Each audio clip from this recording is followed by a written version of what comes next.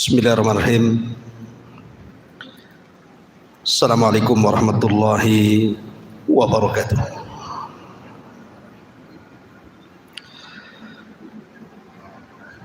Alhamdulillah,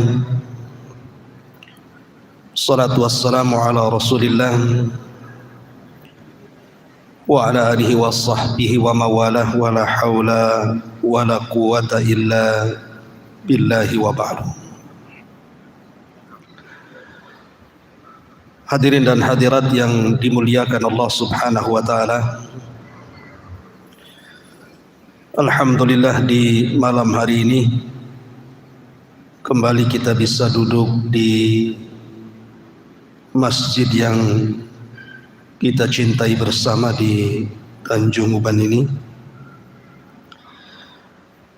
Salawat dan salam tak lupa kita hadiahkan kepada Rasul kita Nabi besar Muhammad sallallahu alaihi wa ala alihi wasallam. Pembahasan di malam hari ini kita akan berusaha menyingkap rahasia-rahasia dan peristiwa-peristiwa yang terjadi di atas kepala. Maksudnya peristiwa-peristiwa yang terjadi di langit. Ma'asyiral muslimin yang dimuliakan Allah subhanahu wa ta'ala, kita tahu bahwa dalam sebuah hadis ketika Bani Tamim datang kepada Nabi sallallahu alaihi wasallam hendak masuk Islam, tetapi mereka minta imbalan. Kemudian setelahnya datang penduduk Yaman dan ingin masuk Islam, dan mereka tidak minta imbalan karena memang dari hati nurani mereka ingin mendapatkan hidayah Islam.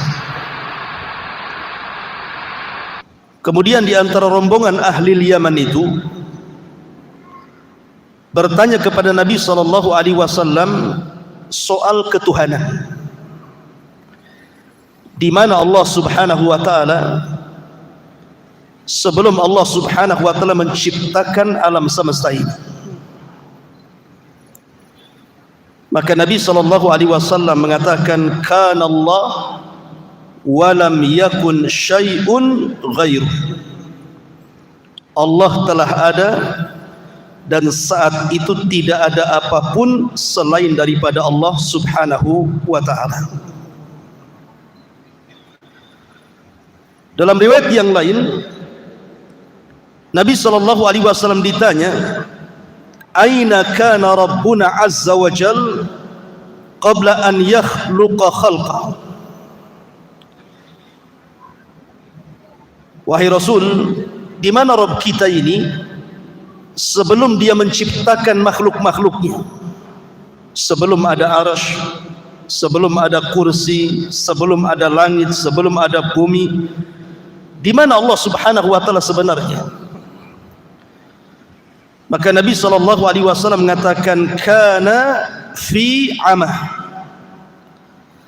ma tahtahu hawa wa ma fawqahu hawa thumma khalaqa arsyahu 'alal ma. Maka Nabi mengatakan bahwa Allah itu fi amah. Amah itu artinya kegelapan. Makanya bahasa Arabnya orang buta itu disebut a'mah. Kalau antum pejamkan mata, apa yang antum lihat? Kegelapan. Maka Allah berada dalam kegelapan, di mana di bawahnya tidak ada udara dan di atasnya pun tidak ada udara. Baru Allah subhanahu wa ta'ala menciptakan arsy-Nya di atas air. Ma'asyiral muslimin yang dimuliakan Allah subhanahu wa ta'ala, dari sini kita mengetahui bahwa Allah adalah awal dan sebelumnya tidak ada sesuatu selain daripada Allah Subhanahu wa taala. Makanya ada doa yang diajarkan Nabi sallallahu alaihi wasallam sebelum antum tidur. Apa doanya? Allahumma rabbas samawati sab'i wa rabbal arshil azim, rabbana wa rabba kulli syai'in, faliqil habbi wan nawa, wa munzilat taurata wal injili wal furqah, a'udzu bika min syarri kulli syai'in, anta akhidhum binasiyati, Allahumma antal awwal falaysa qablaka syai'un, wa antal akhir falaysa ba'daka syai'un, wa antal zahir falaysa fawqaka syai'un, wa antal batin falaysa dunaka syai'un, iqdi anna ad-daina wa aghnina minal faqri. Ya Allah, Rabbnya langit yang tujuh, Rabbnya arsy yang agung, Rabb kami dan Rabb segala sesuatu, yang membelah biji-bijian dan biji kurma, yang menurunkan Taurat, Injil dan Quran. Aku berlindung kepadamu dari kejahatan segala sesuatu. Engkaulah yang memegang ubun-ubunnya. Ya Allah, Engkaulah yang awal, maka tidak ada sesuatu pun sebelummu. Engkaulah yang akhir, maka tidak ada sesuatu pun setelahmu. Engkaulah yang zahir, maka tidak ada sesuatu pun yang ada di atasmu. Dan Engkaulah yang batin, maka tidak ada sesuatu pun yang lebih dekat darimu. Lunasilah hutang kami dan cukupilah kami dari kemiskinan. Di sini ada kalimat antal awal falaysa qablaka syai'un. Engkau adalah zat yang awal-awal dan tidak ada sebelumnya sesuatu kecuali Allah Subhanahu wa taala. Baru setelah Allah Subhanahu wa taala menciptakan makhluknya, maka yang pertama kali Allah ciptakan apa? Arsy. Ada yang mengatakan qalam, ada yang mengatakan air. Ini khilaf ulama, mana yang lebih dahulu nih? Arsy, qalam, ataukah air? Ada yang mengatakan qalam dulu baru arsy, ada yang mengatakan arsy dulu baru qalam, ada yang mengatakan air dulu baru arsy, ada yang mengatakan arsy dulu baru air. Wallahu alam. Ini menjadi ranah khilaf para ulama, tetapi kebanyakan para ulama mengatakan bahwa seperti yang dipilih oleh Imam Ibnul Qayyim dan juga Syekhul Islam Ibnu Taimiyah rahimahullahu taala, bahwa yang pertama kali diciptakan adalah arsy, kemudian air, kemudian qalam. Baru setelah itu Allah Subhanahu wa taala ciptakan segala sesuatu. Artinya setelah itu Allah Subhanahu wa taala ciptakan langit dan bumi pada 6 hari. Dan itu difirmankan di dalam Al-Qur'anul Karim tentang penciptaan langit dan bumi itu fi sittati ayyam, pada 6 hari. Ada yang mengatakan bahwa 6 hari ini artinya bahwa dimulai daripada hari Ahad dan diakhiri sampai hari Jumat. Jadi Ahad, Senin, Selasa, Rabu, Kamis, Jumat, itu 6 hari.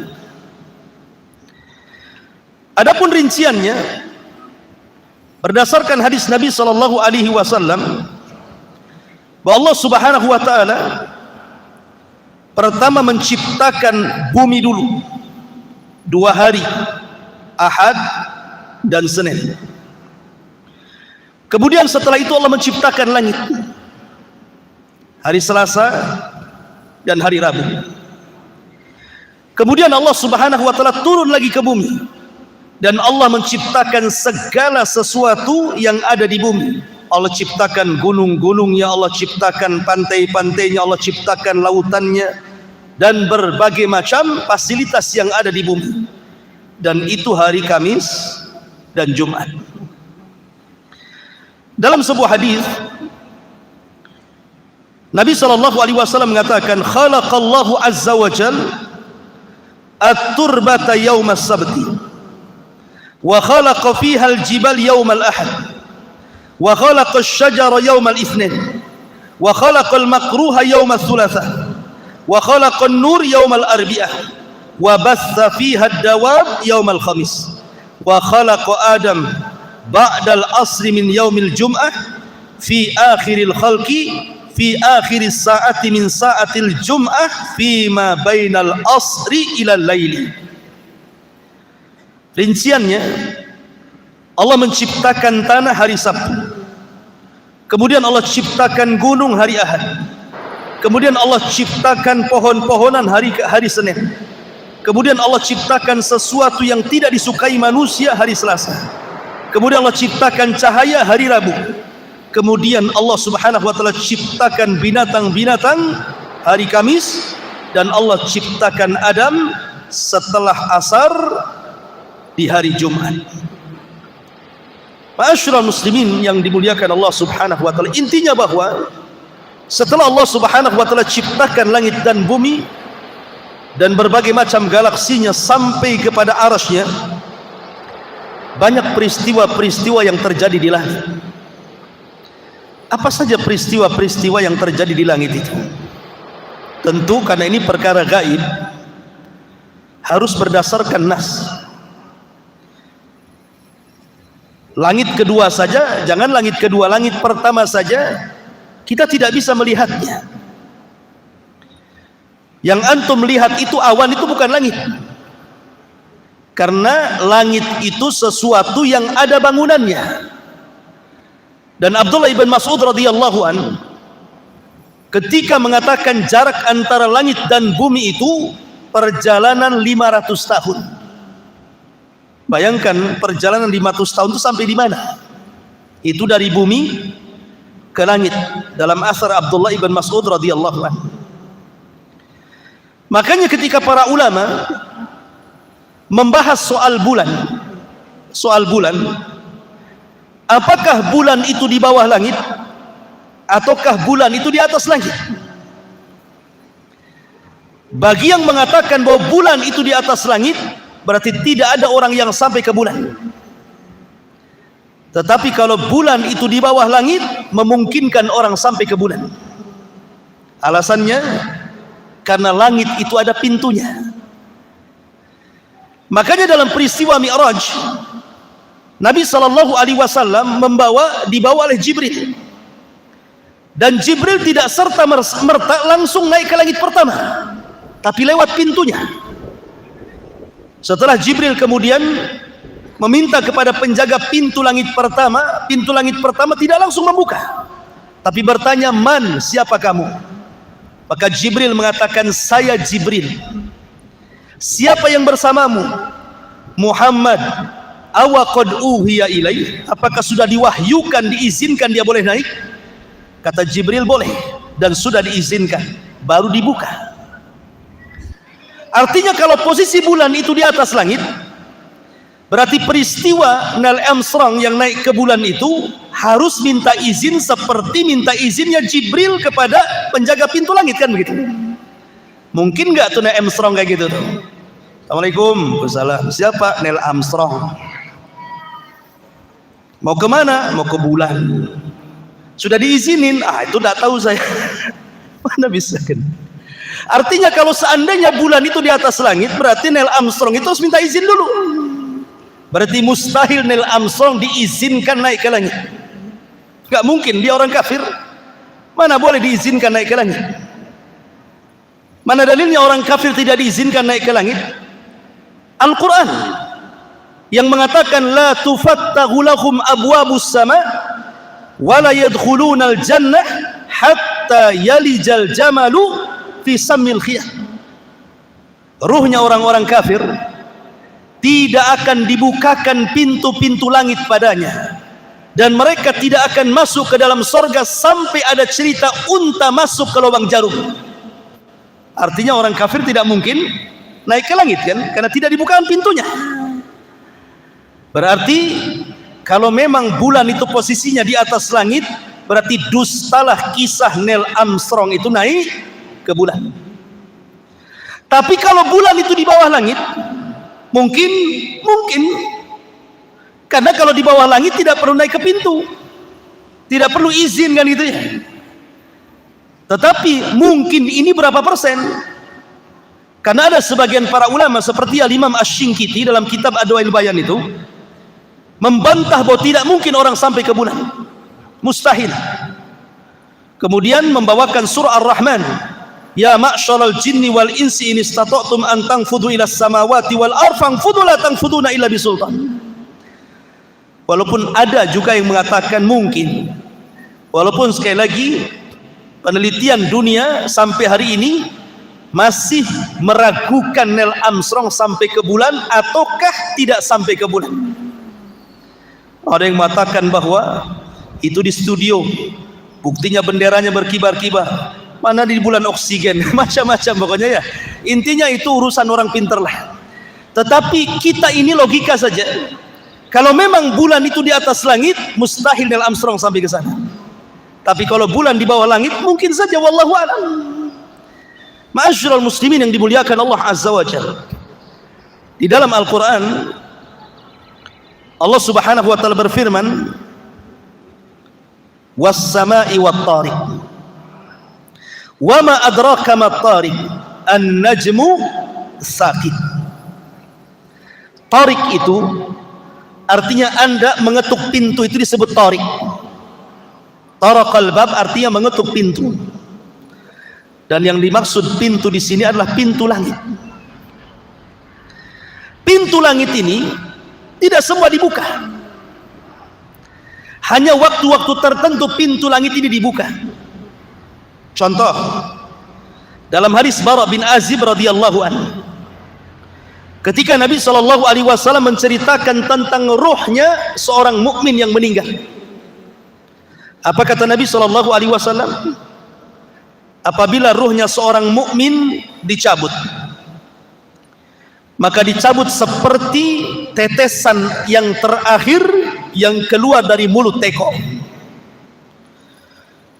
Kemudian setelah itu dicabut, ruh itu dicabut, maka malaikat maut tidak lama memegang ruh itu.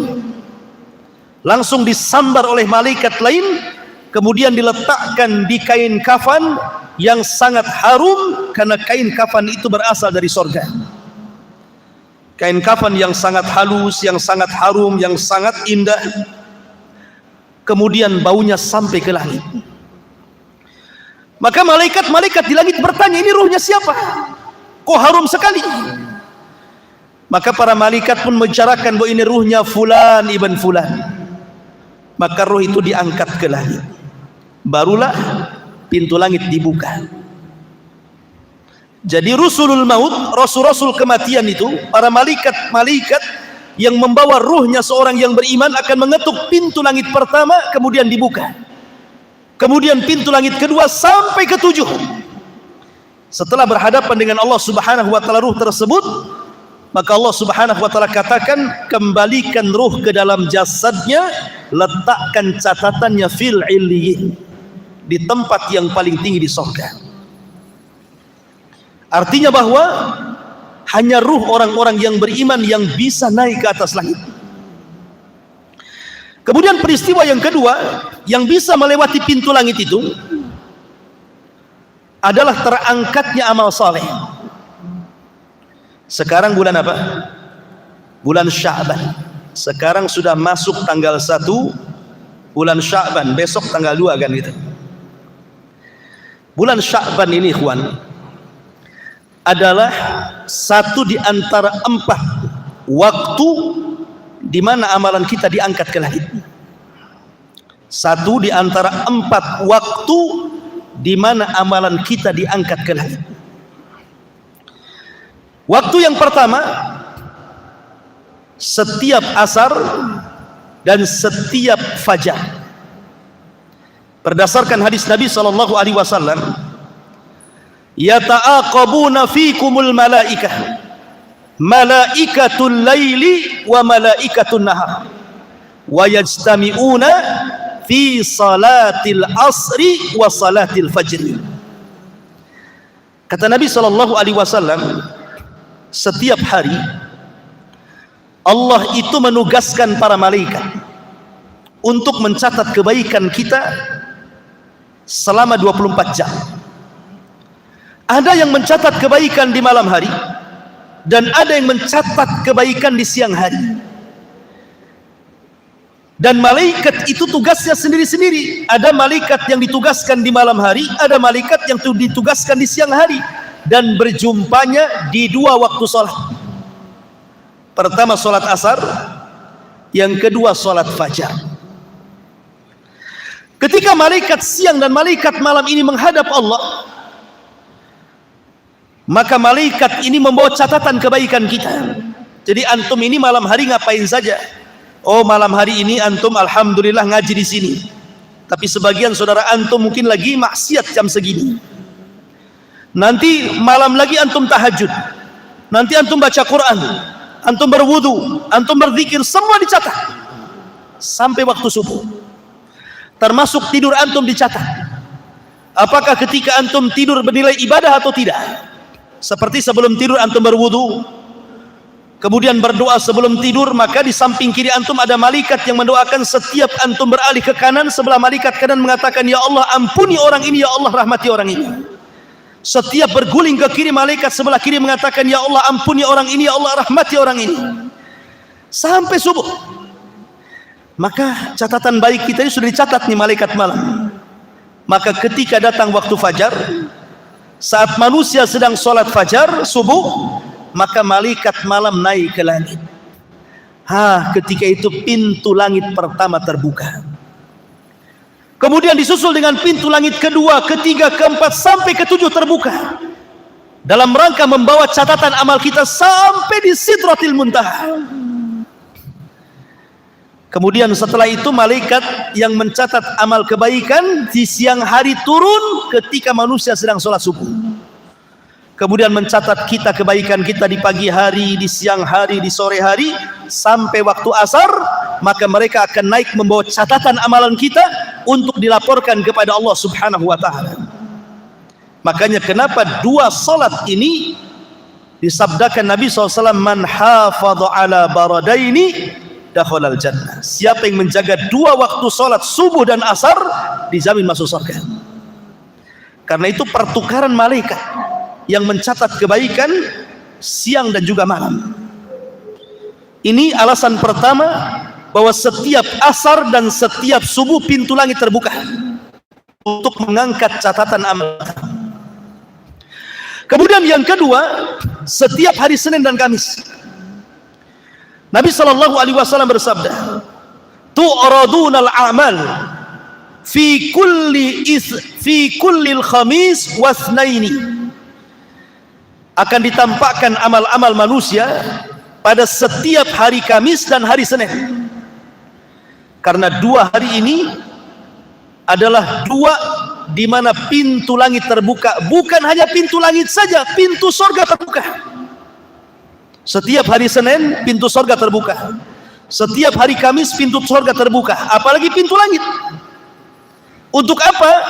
Mengangkat catatan amal kebaikan kita. Dan semua manusia akan diangkat, kecuali dua orang nggak diangkat amalannya. Setiap Senin dan Kamis dua orang akan diangkat amalannya.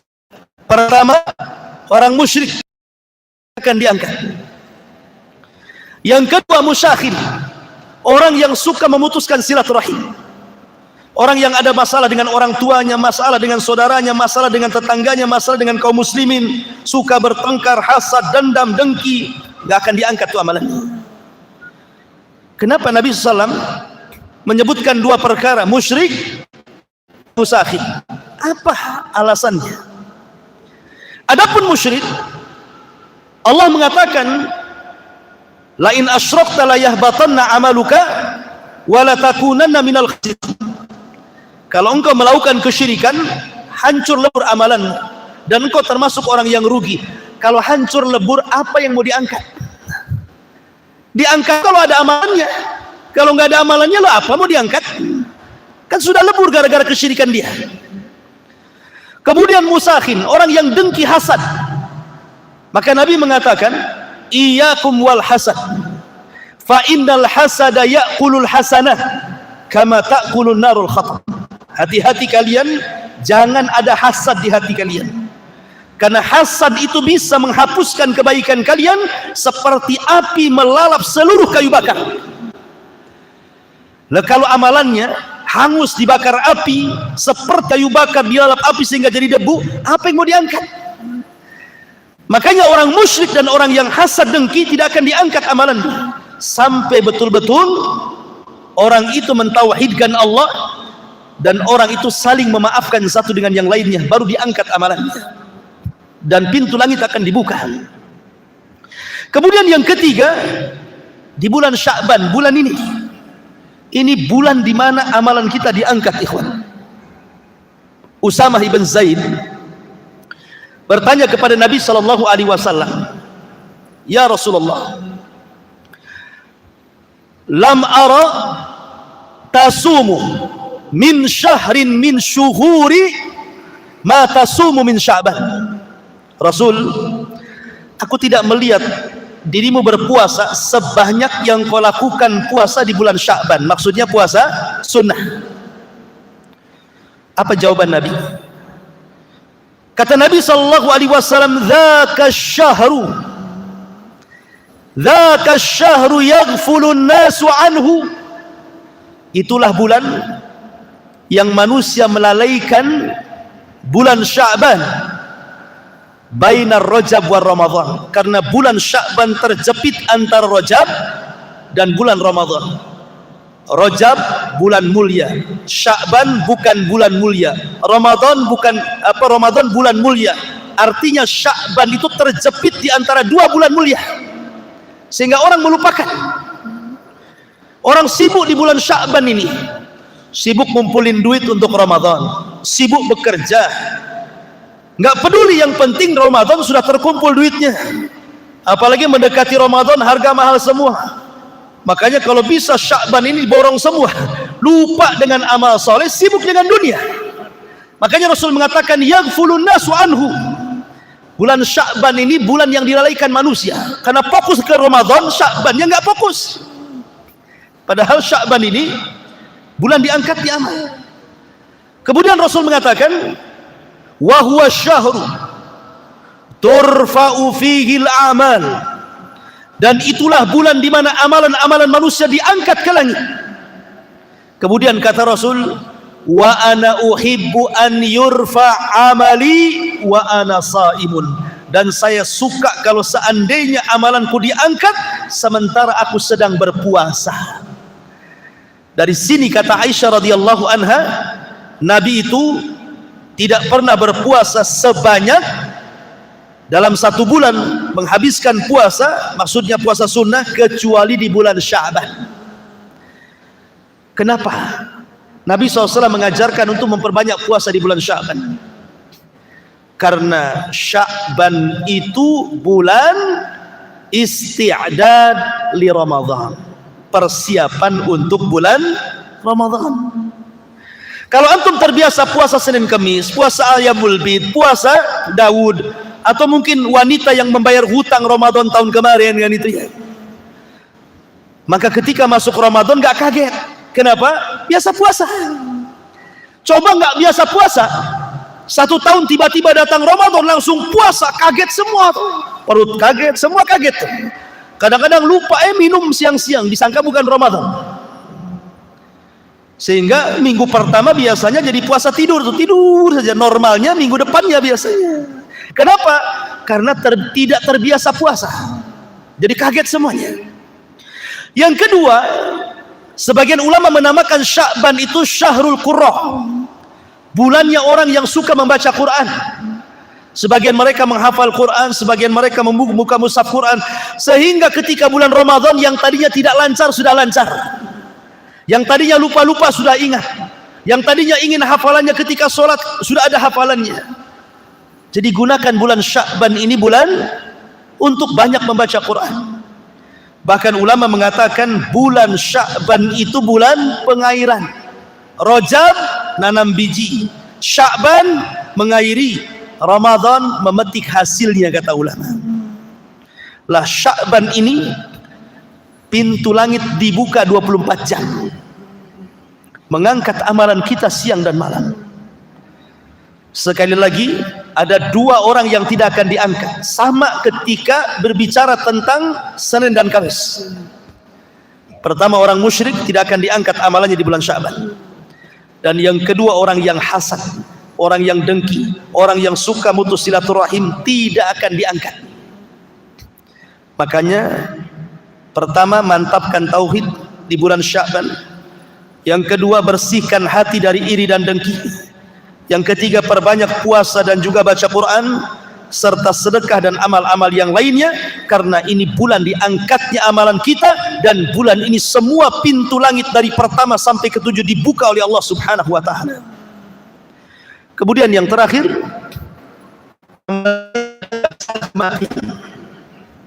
sebagaimana hadis Bara bin Azib tadi, ketika ruh diangkat, catatan ngikut dari bawah. Ketika menghadap Allah, maka Allah mengatakan, kembalikan ruh ke dalam jasadnya, tapi angkatlah fil illiyin, di tempat yang paling tinggi di sorga. Ini peristiwa langit yang luar biasa, di mana pintu-pintu langit terbuka saat diangkatnya amal. Ini yang kedua. Yang ketiga, Allah membuka pintu langit bagi manusia-manusia khusus. Pertama, Nabi Allah Idris alaihi salam. Ketika Allah Subhanahu wa taala mengatakan, wa rafa'na makanan aliyya, dan kami angkat Idris ke tempat yang paling tinggi.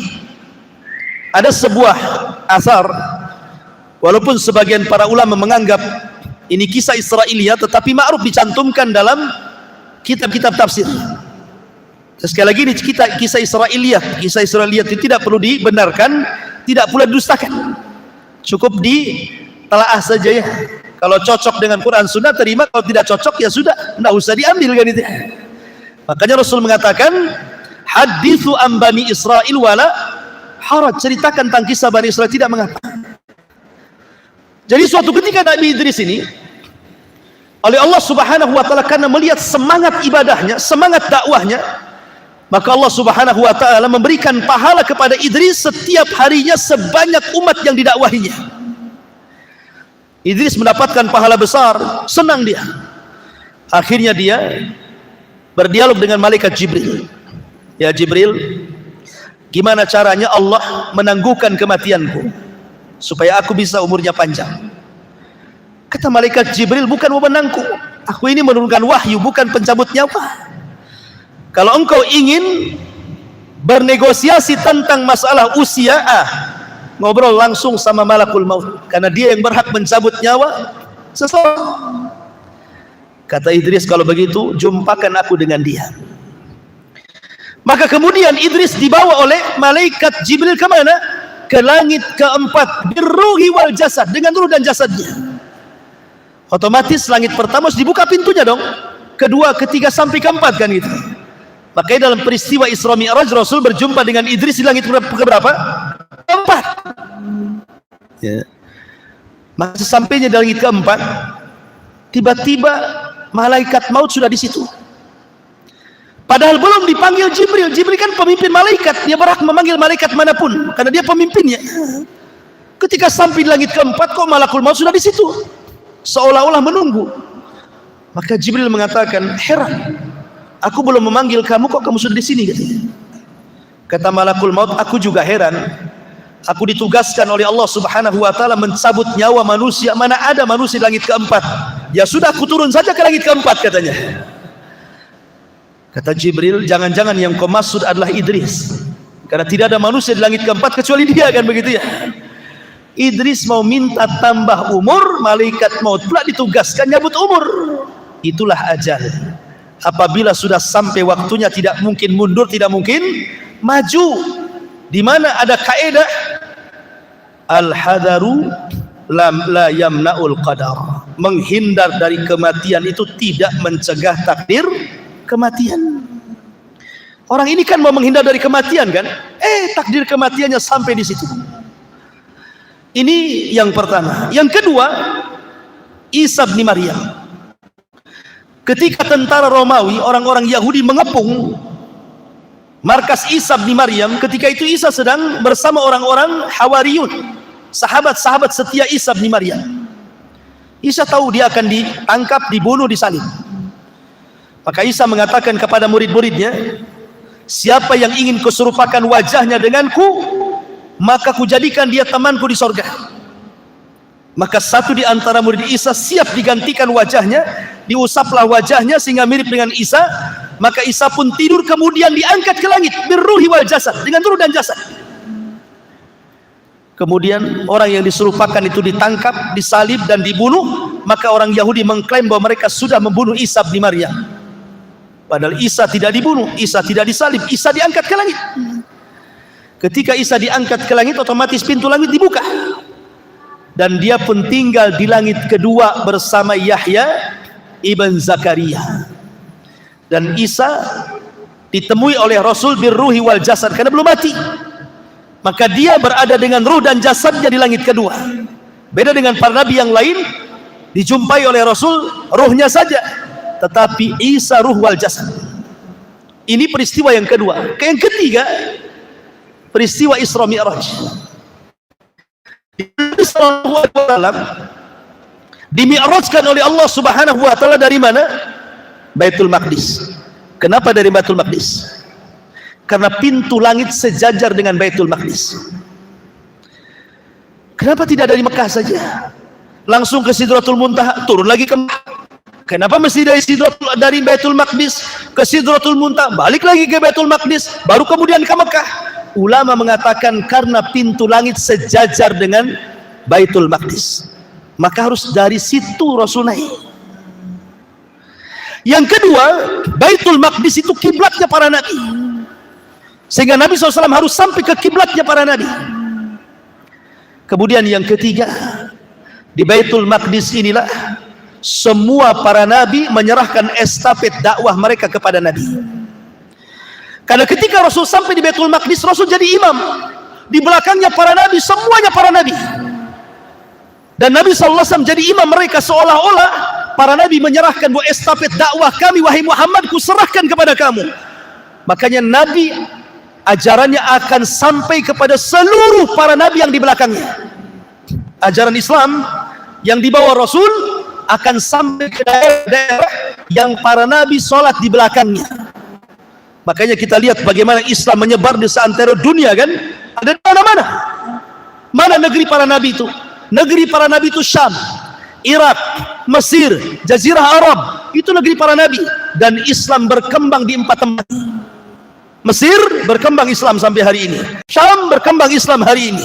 Irak berkembang Islam hari ini. Jazirah Arab berkembang Islam dari ini. Kenapa? Karena Rasul jadi imam di belakang para nabi yang pernah mendakwai daerah-daerah tersebut.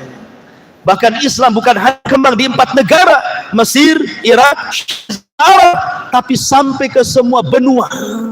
Benua Asia, benua Afrika, benua Eropa, semua ada Islam. Ma'asyiral muslimin yang dimuliakan Allah Azza wa Jalla, dari sinilah Rasul Sayyidul Anbiya'i wal Mursalin, pemimpin para nabi dan rasul. Baru Nabi diangkat ke langit.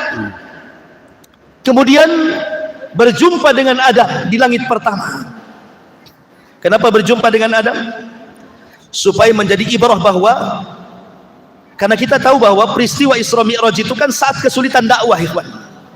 Paman Rasul meninggal, istrinya meninggal, tidak bisa berdakwah di Mekah, akhirnya hijrah ke Taif, sampai dilempari batu, mau masuk ke Mekah lagi tidak bisa. Jadi Rasul itu sedang kesulitan berdakwah. Lah disitulah Allah Isra Mi'rajkan ke langit.